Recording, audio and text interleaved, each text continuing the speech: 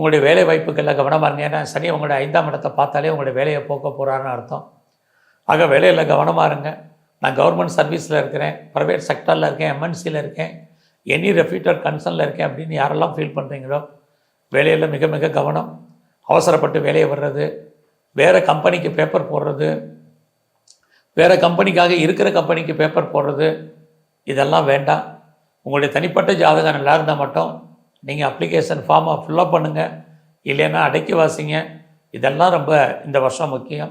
ஏன்னா இந்த வருஷம் உங்களுடைய உழைப்பு மற்றவருக்கு லாபம், உங்களுக்கு பிரயோஜனம் இல்லை.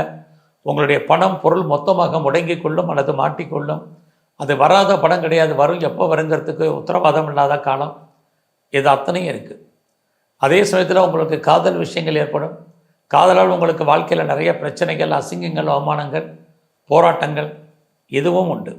இந்த காலங்களில் தேவையில்லாத விஷயங்களில் தலையிடாதீங்க.